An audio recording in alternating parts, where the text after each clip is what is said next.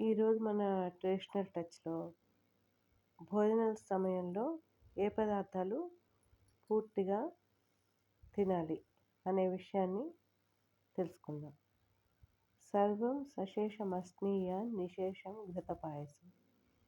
అంటే భోజన విస్తరలో నెయ్యి, పాయసం లేదా క్షీరాన్నం శేషం లేకుండా ఉంచాలి. అంటే తీపి పదార్థాలు ఏవి కూడా వదిలేయకుండా తినాలి. చక్కెర పదార్థాలు మిగిల్చినా కూడా పర్వాలేదన్నమాట. తేనె నిత్యం భుజించాలి.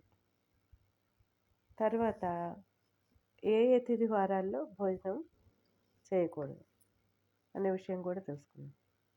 ఆదివారం నాడు, పౌర్ణిమ నాడు, అమావాస్య నాడు ఈ 3 తిథుల్లో రాత్రి భుజించరాదు. చతుర్దశి యందు, అష్టమి యందు పగటిపూట భోజనం చేయరాదు. ఏకాదశి యందు పగలు రాత్రి యందు కూడా భోజనం చేయరాదు. ఉపవాసం చేయాలి.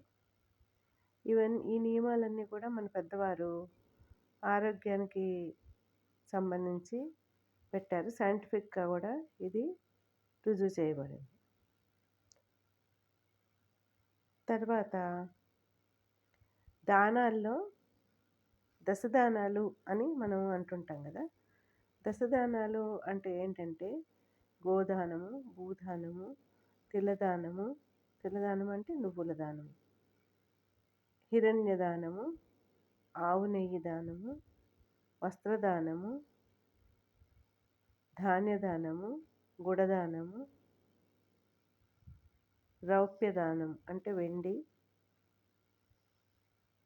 లవణదానం, వీటిని దశదానాలు అంటారు. ఇది ఈరోజు ట్రెడిషనల్ టచ్లో మనం తెలుసుకున్న విషయాలు.